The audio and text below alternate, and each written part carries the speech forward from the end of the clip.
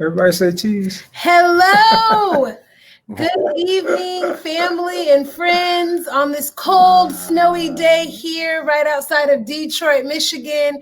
It is such an honor and a privilege to come before you all for another edition of Sharp Talk. And we are excited, as we always are, because we have a very esteemed guest with us this evening. Former Detroit Lion, father of three, and longtime Sharp family friend, Mr. Jeff Chadwick. So, Jeff, thank you so much for joining us this evening. Well, thank you for having me. I appreciate that. Absolutely. Jeff, I got to tell our viewing audience, and you and I had this conversation. Again, thank you so much. Welcome to Sharp Talk, all my friends and family. And Jeff, welcome to the show. Thank you again. And I was telling you that when we played around the same time, and I used to cheer for you, and I used to appreciate your talents because I've always been a Lions fan. All right. Grew up watching Lions, et cetera, et cetera. But I remember when we played, you were like a pain in the you-know-what because you seemed to be a clutch receiver. You seem to be a clutch receiver, and you always seem to get behind the defense. And so, so I had mixed emotions about you as a player. And you are a Lions legend. Again, thank you so much, and welcome to Sharp Talk. Well, I appreciate it, Luis. I enjoy playing. I'm sorry. Go ahead, Rebekah. I was just saying, quite the introduction times too, right? Great way to begin the show, talking about all the wonderful things about your career and the person that you are. So excited to be able to unpack it a bit more during the episode. Yeah. Playing in the NFL obviously is for a lot of kids who play athletics can be a dream come true, and it certainly was in my case. I grew up in Dearborn Heights, went to school at a private Catholic school along with my brothers. And, I just always seemed to find myself watching sports as a little kid. My dad had the Detroit Lions season tickets and just from just a young age, just whatever sport was being played, either collegiately or professionally, that time of year, whether it's basketball, baseball, football, we were out playing it out in the streets. So it was basically after school, go knock on doors and go get the kids in the neighborhood who wants to play. Play football. My dream, Jeff, was to be drafted by the Detroit Lions. And, when I went 1982 draft, you remember Jimmy Williams, outside linebacker out of Nebraska? 59. Yeah, you probably played with him. Detroit picked Jimmy Williams. They made him their 15th pick in the first round. Okay, they had a chance to draft me, but they picked Jimmy Williams instead. And I went the very next pick to the St. Louis Cardinals. And I was so downtrodden because I very so wanted to play with the Lions, my boyhood team. Tell us what your experience was like growing up in Dearborn Heights and as an undrafted free agent, making the Lions and playing for 7 years with your hometown team. Yeah, well, what I was going to say is the first team that I ever played as far as organized sports was the Dearborn Lions, of all things. We had uniforms identical to the Detroit Lions. So, yeah, it was exciting. And I remember just hearing the buzz in the neighborhood that, hey, there were signups for football. And a friend of mine mentioned it to me. And my parents, either my mom was busy with my younger brothers and couldn't do it. My dad was at work, but they had signups, and it was at a park, probably about 1.5 miles away. So I got on my bike and I went and signed myself up. Wow. And I was probably, I believe, in 4th grade. Oh my goodness! Kind of unheard of now. Just taking off and going and signing up for athletics. But so I played Pop Warner football, and of course got involved with the other sports, basketball and baseball. And eventually, once you start playing it, you kind of figure out which sports you like the best. I kind of dropped baseball early on, even though I enjoyed it. I kind of got stuck out in the outfield, and when I'd go to practice, they wouldn't hit me the ball, so I just stood around out in the outfield. So I kind of got bored with baseball, and instead of playing baseball, I started running track. And just started learning about, sprinting and coming out of the blocks, and then all the field events that they have to offer. And so I started participating in track and field, and, started having success doing the long jump, the high jump, running the different relays, and just really enjoyed the running aspect of it and the competition. And it's still a team sport, even though it's somewhat individual, especially with the relays. So I really enjoyed that, and I kind of stuck with the football. I wasn't a great football player. I was good. I was a contributor. I wouldn't consider myself great, but I enjoyed it. I had a lot of fun doing it. It just working out, trying to make plays was exciting. So when I got to high school, there's a year I didn't play football. My dad told me I was too small. He says, you're not going to go. You're a sophomore. You're too small. Everybody's way too big. You're going to go against guys that are you're going to get hurt. And so I'm like, Dad, what do I do? He says, I don't know. Do something else. So I ran cross country, of all things. Oh my. So, and then I realized, well, that's brutal. Having to run distance every day. And yes. Yeah. So, I started getting better at it, but I did it for a year. And then I was like, okay, enough of that. I'm not doing that anymore. So I asked the coach if I could, come out for the team. And he says, well, I don't know about that. And I said, well, what? He says, you need to hit the weight room. I'd never lifted weights before. And he said, so he tested me. The head coach tested me in the weight room, and I didn't do very well. So he said, listen, go hit the weights, come back in a couple of months. We'll test you again, and then I'll make a decision. So I did. I hit the weights, and I improved. My bench probably improved 20 pounds. So he allowed me to try out.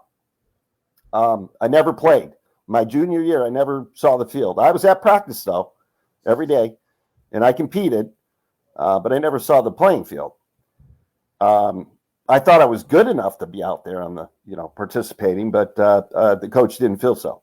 So my senior year, he left and went to Eastern Michigan to be an assistant coach, and we got a new coach in. Well, Mike Hogan, he was a Michigan State grad, an offensive lineman, played at Michigan State. He came in and was our dean of discipline for the school, and he was the head football coach. And he saw my talent, so he put me on everything. I was starting wide receiver, starting safety.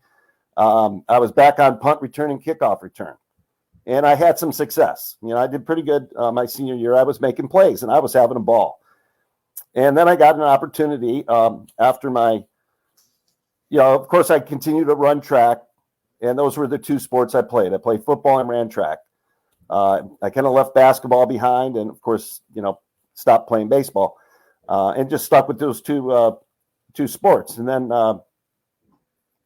I had an opportunity to go to Grand Valley and have a portion of my education paid for. They didn't offer full rides at a small school. So what I did is I went to Grand Valley and I ran track, spring and summer track, and also played football. And I did that for 4 years. And I think it was my sophomore year, I was able to get on the field a little bit and got some experience, playing in games. And, just running track and maturing as a young athlete, hitting the weight room and doing the workouts. Just every year, the coaches expect you to get better, just with all the training and everything. And so my junior year at Grand Valley, I was a starter, started making plays. And there was a guy named Rob Rubik, who was my roommate at the time. He was a year older than me, and he was a tight end. And he, of course, had a real good year and actually got drafted out of Grand Valley. And I believe it was last round to the Detroit Lions. And I was so excited because that's my roommate, my homie, and he's playing pro ball. He actually made the team and was playing. So that was really exciting for me. And then that same year that he was a rookie in 1982, the same year you came out, Luis, I started getting some letters from some professional teams showing an interest. And I couldn't believe that. That just blew me away. And all my friends, I'm like showing my friends these letters, and they're like, no way, no way. And I'm like, yeah. So that was exciting, just knowing that the pros actually thought I had an opportunity or the talent to even try out. So interesting, and of course, you had a lot of success. You played with some all-time greats, Barry Sanders, Lomas Brown. I remember Robert Porcher. He was tough, very good defensive end. Tell us what it was like playing with the likes of Barry Sanders. Well, to be honest with you, Barry came out in '89. My last full year with the Lions was '88. Now I was in training camp. I was in training camp in '89, and I had a real good training camp. But that was the year they brought in the run and shoot. So Mouse Davis, they brought in that run and shoot, and they weren't really keen on tall receivers. They liked the guys that were 5'8", 5'10", max. And I was 6'3", so I had even though I had a real good training camp. Just the week before the opening of game, which just happened to be against the Cardinals in Detroit at the Silverdome, I broke my thumb catching balls out of a jugs machine. And I couldn't catch the ball. So, I had a broken thumb. It's kind of tough to catch footballs without your hands. And I ended up starting that game injured, trying to run routes and catch the ball. And I dropped some balls that I should have had. And the following day, Monday, after that game, the Lions cut me. So I got, after 6 full years, got released. So I really didn't get the opportunity, to play with Barry other than in training camp. But he knew me and I knew him. We played against each other a number of times when I was with Seattle. And, of course, he's Barry, and he's so humble. And he's such a wonderful man. And, the thing about it is he always remembered me. You know what I mean? He'd be like, hey, Jeff, how you doing? And I'm like, Barry remembers me? I was only in training camp with him, but that was just Barry. Barry he was very quiet, but he was very in tune to his teammates. Even though he may not say that, he always wanted to know how you were doing as an individual. Right. Wow. Interesting. Yeah. Rebekah. So something that I think is so neat, I actually work for Ford Motor Company right now here, right outside of Dearborn. And as we know, the Ford family obviously owns the Lions franchise. And so we wanted to know, what was it like, or if you could tell us anything about Miss Martha Ford. How involved or engaged was she with you all as players and as the coaches? And shout out to the Ford family. Thank you for employment and for all the wonderful memories that they've provided through the Lions franchise. Yeah, well, when I was there, it was William Clay Ford, who was the owner who we saw most often, and he would come around training camp. He would show up, and we'd all kind of huddle around him. He's William Clay, the owner. So he'd show up in training camp, and that was always great to see him. Just a super nice guy, super nice. And then occasionally he would show up in the locker room after a game. But other than that, we didn't see a whole lot of them, and I think that's a good thing. A lot of times, unless you have it takes a real special kind of owner with a certain amount of knowledge. I think of Mark Cuban with the Dallas Mavericks, right? He's a guy who's just one of the very entertaining type of guy. He can get away with being an owner and being really involved with the players.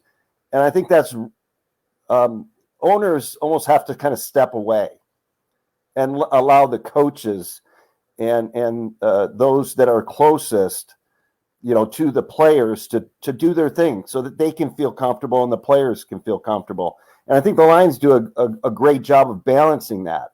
And, the thing is, you mentioned, even though Martha Ford was not doing much with the Lions as far as when I was there, over the last few years, when she got involved with the Lions, what she did is she felt it was really important that the alumni guys like myself, like Luis, and guys that played in, around the times we did, that we get brought back. Okay. And so they started bringing us around for homecoming, and they would put us up at a hotel and bring guys in from, other states. And it was so great for guys like myself just to see these guys. You kind of lose touch with after football. Everybody goes on to a normal life. Football isn't always quite normal, especially at the pro level. But once you retire, it then becomes normal, and you kind of move on with your family and your career. So you really don't get the opportunities. But Martha, felt it was important and brought us together. And to this day, I ran into her and spoke with Martha, and I told her just how much I appreciated what she did by bringing us all together. And we still, even with this COVID thing, we have these like Skype things like what we're doing, where we still keep in touch. The players do. And we just, it's like being in the locker room all over again. I love how she was so committed to fostering that brotherhood, and really transcending the times with bringing you all back. That is very special, very special. I wanted to ask. There's a lot of talk going around town. Lions, they new administration, new general manager, new head coach. There's talk of Matthew Stafford being traded. Just an overall shakeup in the organization. Your thoughts? Are they on the right track? And how is that going to translate, the changes that they're making? How is that going to translate? Will it translate to improve product on the field? Well, yes, I do think so. And I'll tell you why. First of all, I think not only did Martha Ford bring us players together, all of a sudden we started seeing guys like, Barry Sanders, Billy Sims. We started seeing these guys start coming around, Chris Spielman. All right. And when I heard that they were that the Lions, that Sheila brought him in to be a special assistant to the CEO and president, Rod Wood, that was like the best move that they could possibly make. Okay. Just bringing him in because, Chris played so many years and was such a big part of the Lions. He came in, I think it was a couple of years after I did, and he had a long career with the Lions even after I was gone. But he was kind of like the main guy on defense, okay. And he was so down to earth and such a level-headed guy, and he was so exciting, okay. And so when I heard that they were bringing him in with his knowledge of the game and just sportsmanship and bringing a team together, I was just like, well, there couldn't be a better guy. Okay, out there. And they're bringing him in, and he used to play for the Lions. I thought that was awesome. And then, so I knew that he was going to be instrumental in whatever happened to the Lions as far as, bringing guys in because they were going to talk to him and kind of see what he felt. And so when he brought these guys in, Dan Campbell, I looked at that and I said, okay, who is this guy, first of all? Well, he's a guy who had success at playing tight end. Now, I really feel that's important because he knows the wide receiver / tight end wide receiver position along with the quarterback. And he's also right there next to the lineman in the trenches. And this guy, was brought in at different times throughout his career, played for 3 or 4 different teams. And, he was good because he stayed with every team that he was on. He started with the Giants, ended up with Dallas, St. Louis. So he stuck around with these teams, and he knows by being a player, all the important position in the trenches, the receiving, running back, how to block. So I really felt like that was a good move. I always think that anybody who can do that, plus he's got the experience because he's been there, done that in coaching as well. So he worked his way up the ranks as far as being a coach. So I thought that was a good addition. And then as far as Holmes is concerned, I kind of looked at what he was doing and him being involved with the scouting department, I think, was huge because as a player, players like to be involved with the scouts, right? They want to know, not only how they view them as players, but also the guys that are out there, up and coming players. And I heard that he had a lot of success. If you look at what the Rams have done over the last, 7-8 years, they've had nothing but success. Yeah. So I felt like that was the two together, I think, was a good mix. We're on the right track. I honestly track. think the two of them being the head coach and the new GM, along with Chris Spielman and the involvement of like Barry Sanders, I just think I think the Detroit Lions are in a position where, yeah, they're going to have to rebuild. You look at Stafford. What an awesome talent, right? Strong arm. He's been there, played injured. He's led the Lions for years. But here's the thing. He's never been able to really get to the playoffs. Okay? Maybe one time, twice. They never really able to go on. Now, that's not his fault. Okay? They're missing too many pieces. He's a little bit older now. He doesn't quite move as well in the pocket as he used to. And how can you when you're going to lose a step as you get older, playing 10, 12 years in the league. So I think it's a disservice to Stafford if you kept him. I think you need to allow him to go and finish his career. And I don't mean a couple years. I think he's probably got another 4, 5, 7 years if he can stay healthy. If you can't protect him, okay, with the Lions, and you can't protect him, and he's getting hurt, he's not going to be good to anybody. But he's got an opportunity to go. I think the best team for him to go to would probably be the Colts. No, I agree. I think he'd be a great fit for the Colts.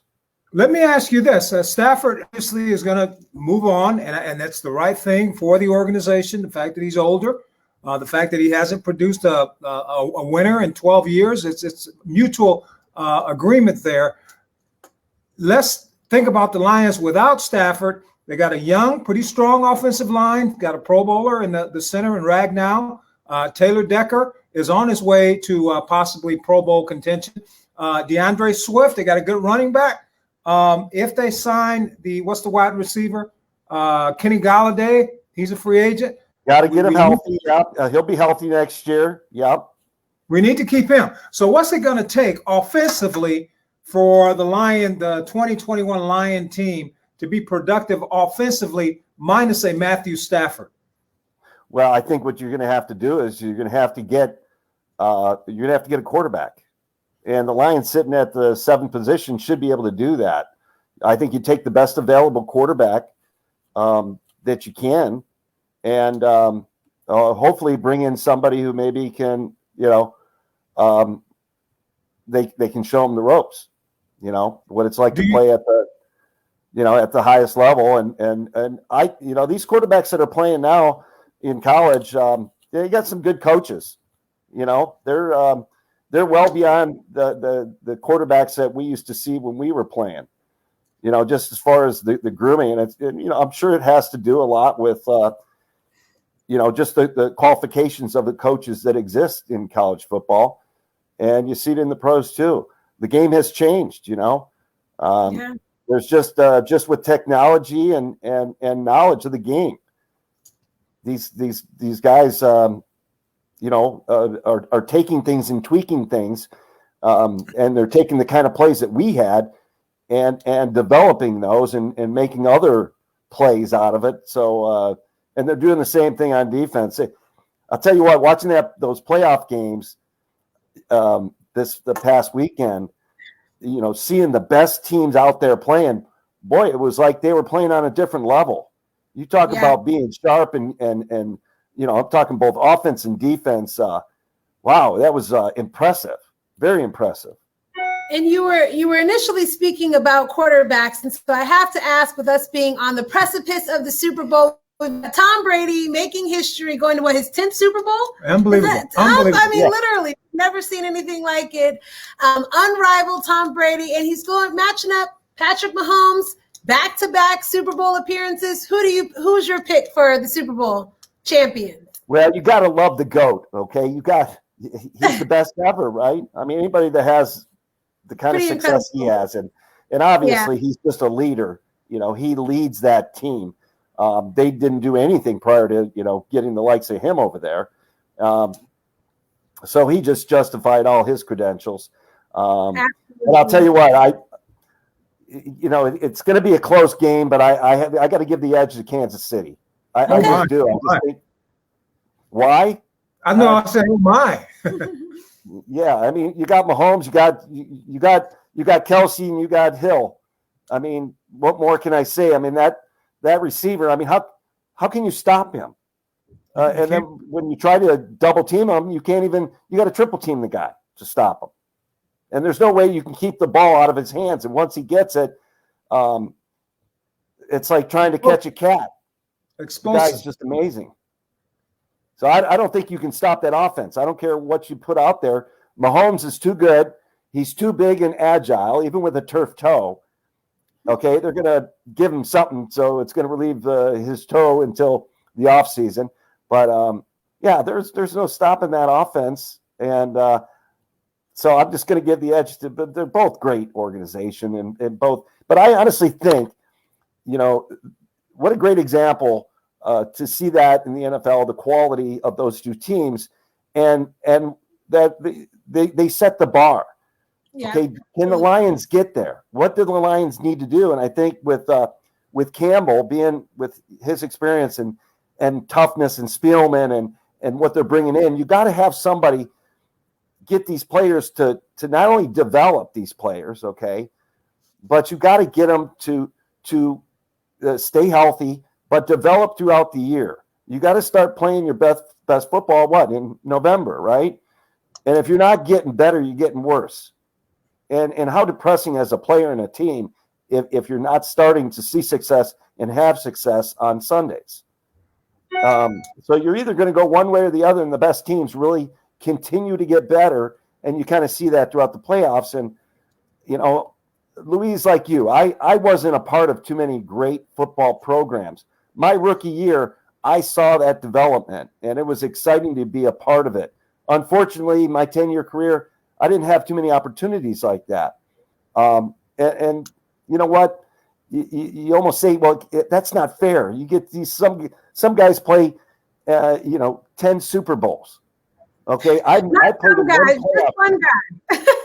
Yeah, that's not the. My point is there's somebody like you, Luis, who played 13 years. You were an All-Pro, okay, multiple times. The top lineman, the leader on your offensive line, and you never played in a playoff game? And if there was one thing that I would have changed, I would have traded in all of the 3 Pro Bowls that I played in just to play in one championship football game. I could relate. The problem with our organization was upper management. Some of the players that we let go of Tim McDonald. He went to the San Francisco 49ers and became an All-Pro. Garrison Hurst, same thing. Jay Novacek, Dallas Cowboys. Ken Harvey, Washington Redskins. These were Cardinal draft picks. And they were letting these men go and have success in other cities. And here I sat, when we played, we didn't have free agency, unfettered free agency, so you couldn't move around. Same with the Lions. The personnel decisions. Quandre Diggs is an All-Pro with Seattle. Darius Slay, one of the top cornerbacks. Just bad decision making, and it cost you on the football field. And hopefully with Spielman, with Holmes, that will improve. The personnel, the scouting, the free agents, and the college will improve. We're hopeful. Yeah, well, we are, and I'm excited. I'm happy for Stafford. Honestly, I hate to lose the guy, but if you're not winning with him, you gotta do the guy a favor. Don't hold him hostage. Yeah. Let him go and be a winner somewhere. It's just not happening in Detroit. So, and it's not his fault by any means. It is not his fault. Great player. I mean, but if he's not able to get it done here, I know he can get it done elsewhere. What did the Lions do? Okay, well, you got to get yourself a quarterback, and hopefully you get a quarterback who can get out of the pocket. Get somebody who can move around, get out of the pocket, and absolutely be able to roll out left and right. And you got some targets. You got Hawkinson. Okay, so you got somebody in the middle at all times. He can not only work the middle, he can work it outside as well, with your up the seams and corner routes, and he can do it all. Plus, he's a blocker. So I just look at the pieces with Jones and Galladay. I just think they have all the pieces. They just need somebody who can get out the pocket successfully, and also be able to stay in the pocket when needed. And then, of course, we need to. I'll tell you one thing: we need a little bit of help on defense. We've got to start not only creating some pressure on the quarterback, getting some quarterback pressures and sacks, because anytime you have an imbalance like that, it's going to hurt you. You're going to have less time of possession. You can't turn the ball over more than you're giving it up. If you're giving it up, you're not getting your takeaways, and you're 6 or 7 at the end of the year. You're losing 6 or 7 games just on turnovers alone. We have so many untimely turnovers, and you've got to know it's a game of ups and downs. And the team that can bounce back sooner is usually the team that's going to hang in there and be able to see it through. And it's a game of emotions. You can never take that away from the game of football. Trying to retain that the best you can is really the key. And every player has got to be accountable, and you need to be accountable to your teammates. Absolutely. See, that's what I found out early on, is that you don't play the game for yourself. You play it for the guys on your team, your teammates. It's important to know who you're playing for. Yeah. It's not about, hey, me.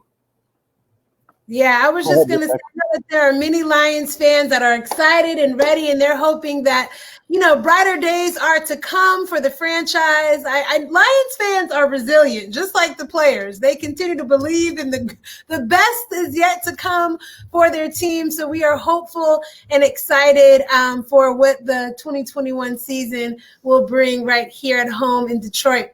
I want to shift a little bit, and I know you were able to share with us about your 7-year career with the Lions. You played for the Seahawks for a few seasons thereafter. But, Jeff, what are you doing now, life outside of the game? As we were on before, you talked about a few business endeavors that you were able to walk into. I know that there's a youth camp that you participate in now. So please tell our viewers about the work that you have done off the field and how they may be able to support you in the present day.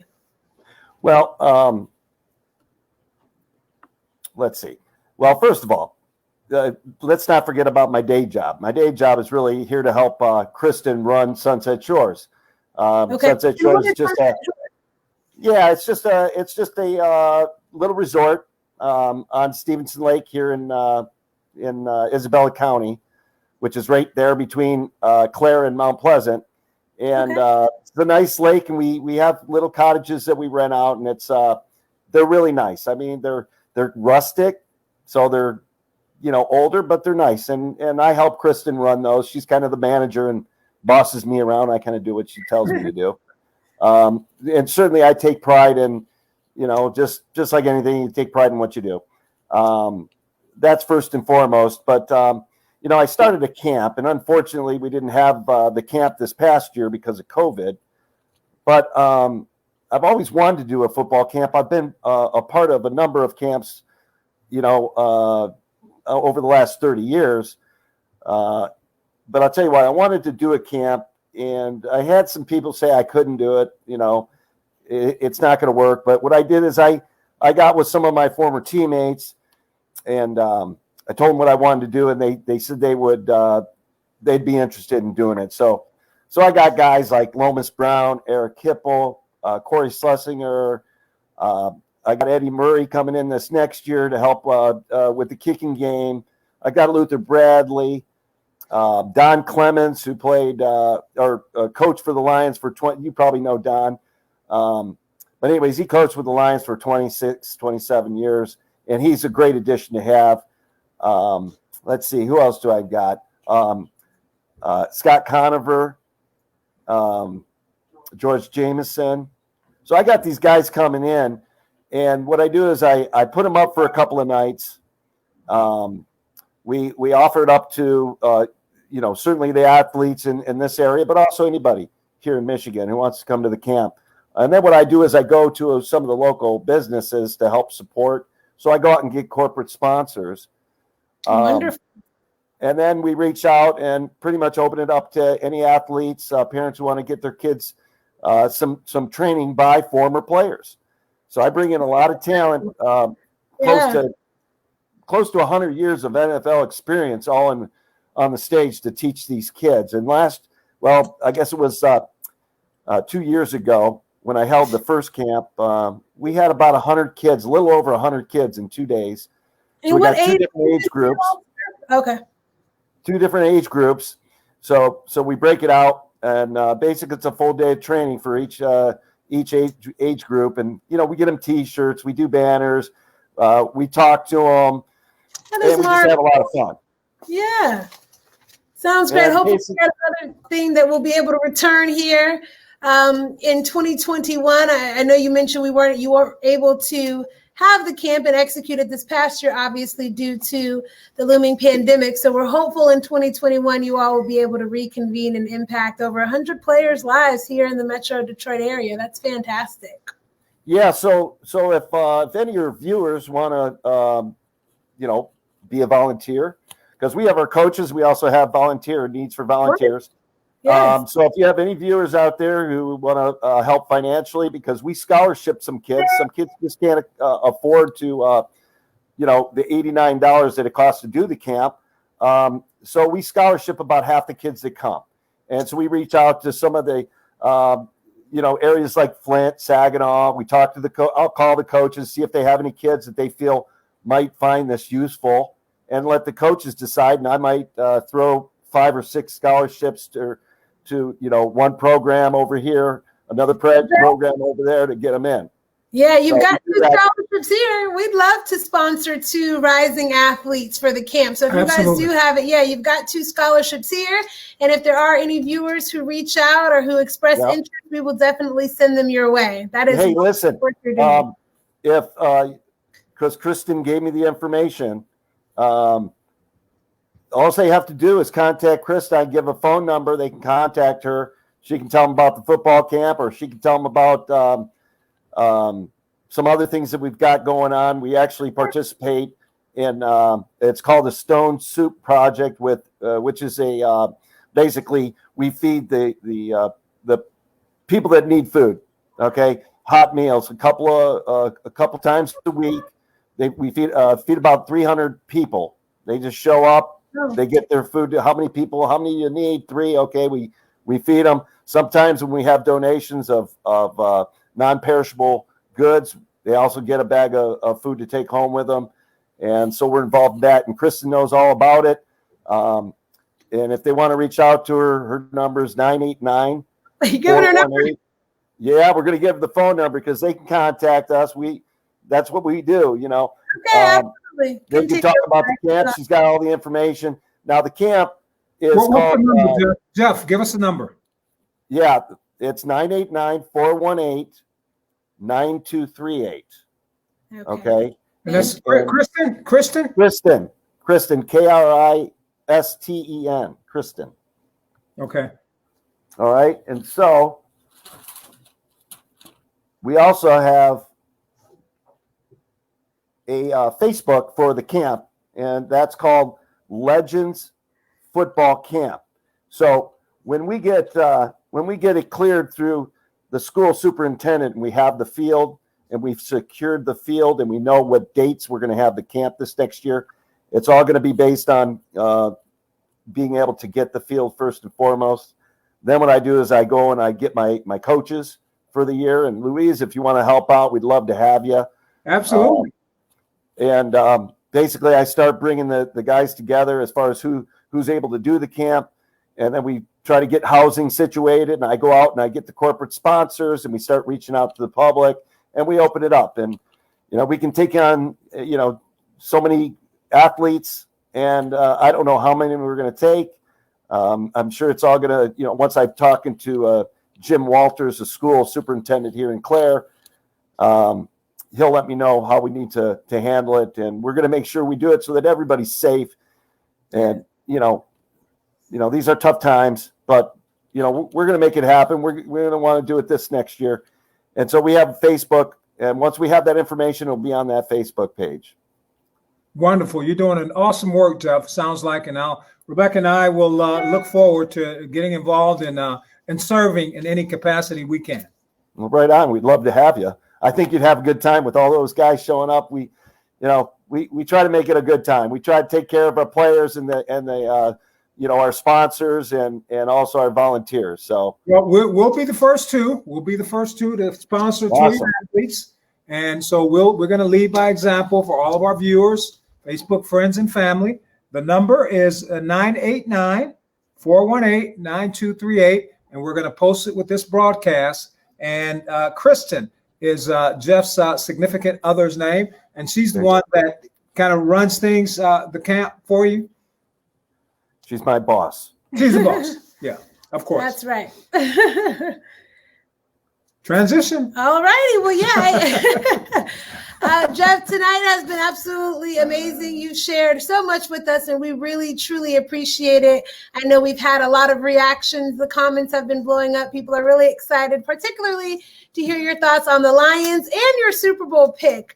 But would love to just end the show. As we know, today marks 1 year since the very tragic passing of the unrivaled Kobe Bryant, his daughter Gianna Bryant, and 7 other precious lives that were lost. So I know today was a day of remembrance for me in that. But with that, we've been able to celebrate all of the incredible things that both of them did in their short time here on Earth. And so I've been thinking a lot about legacy, Jeff. And I just want to know, as we wrap the show up tonight, what do you desire for your legacy to be?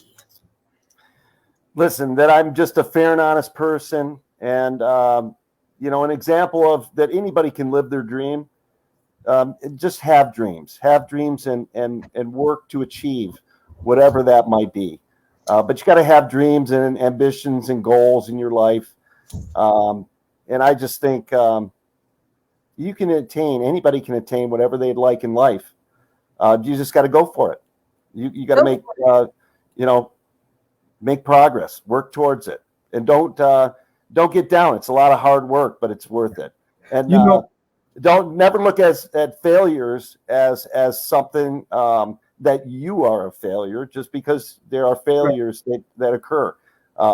They're growing pains, but we can all have success. And I think I'm an example of someone who I got lucky. But I also seized the opportunity. And I think some things come in life that don't let your opportunities pass you by. Okay. Go ahead. I'm sorry. Go ahead. I was just going to say that it's okay if you don't succeed at something in your mind, you don't succeed, you still have learned something. I mean, when I lost my business, I had it for 7 years, but guess what? I learned certainly not to, make that same mistake. So, through that's life. You're going to win some, and you're going to lose some. It's how you got to take it. Take it all. You got to take it all. One of the things that we talked about in our private conversations that really resonated, and I could identify with you, you talked about knowing that you could play at the NFL level, even though you were an undrafted free agent, and how that dream came to fruition. And I, like you, although I was a number 1 draft pick, a lot of the pundits, a lot of the prognosticators said that I was too small. I was an unknown coming out of UCLA. I would only last 4 or 5 years max in the NFL. And of course, I use that as an impetus, in my workouts, in my study of my opponents, so that I would perform at a high level. But, I always tell people that if you can conceive it in your mind, you can achieve it. You got to believe in yourself, believe in what you're doing, and believe in yourself if you're going to go out there and perform and play, as long as, say, someone like you and I played in the NFL. Talk about that a little bit. Well, I'll tell you what, it's kind of funny that you bring that up, because I wonder if you ever heard this. Did people ask you throughout your career, what was it like to play in front of 70,000 people? And my answer to that is, I don't even know they're there. Okay. Exactly. Yeah. It wouldn't matter if there was no fans in the stands or 100,000. Right. I don't even know they exist because I'm so in tuned to what I'm doing on the field. The only difficulty when there's a lot of fans, it's hard to hear if you're on offense and you're you got to watch the ball and make sure you don't go off sides. Right. That's the only thing it is. I don't even know those fans are there. Okay, I know they're there, but they're not involved in here. Right, exactly. So, you can tune them out. You have to tune them out. If you're going to perform at a high level, you can't worry about how many people are in the stands, who they're cheering for. You know what I'm saying? What happens if I get beat? No, you got to tune all that out and focus on the job at hand. And then it kind of goes along with, I would get questions like, well, you're so tall and thin. How do you go across the middle? Question like, again? I said, I get people to say, you're so tall and thin. How do you go across the middle? You're going to get killed. And I said, well, it's my job. If the coaches tell me to run this route, but how do you not know? I said, it's not up to me. It's the quarterback. If the quarterback throws the ball, if I'm worried about getting hit or injured, then I probably shouldn't be out there. I wouldn't be out there. Right. My job is to do what the coaches tell me and go after that ball. So therefore, you have to learn to block it out. So you do. And if you happen to get injured, oh, well, that's just part of the game. It's part of the game. Things happen.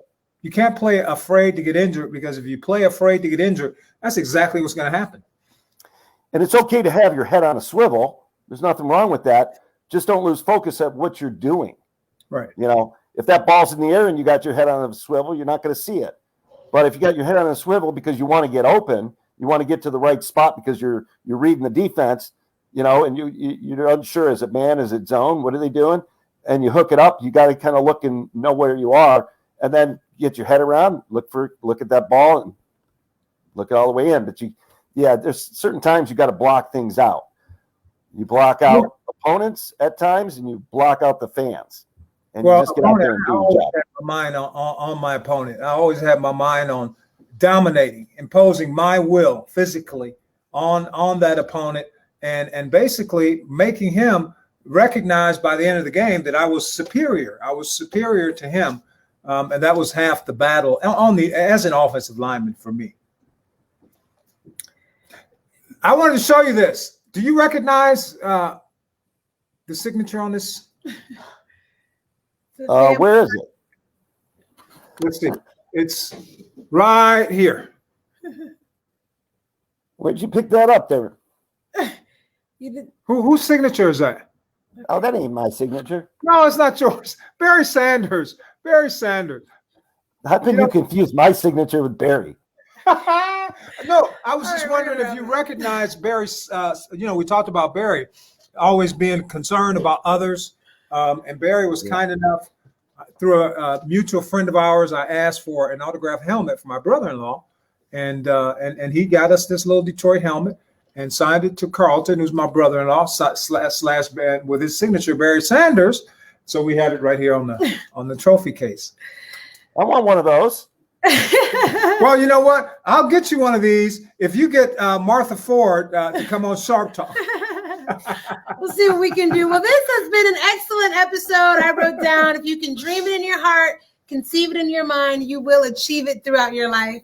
Jeff, amen. Thank you so much for joining us this evening. This has been absolutely wonderful. We look forward to the camp this summer for the two athletes. Absolutely. Look forward to contributing. Look forward to our fans and friends on the Sharp Talk Facebook Live to get familiar with the wonderful work that you're doing. Legends Football Camp and Christian, we're going to make her information available on this live broadcast. And we just want to be a blessing to the wonderful work that you're doing for the youth there in your part of Michigan.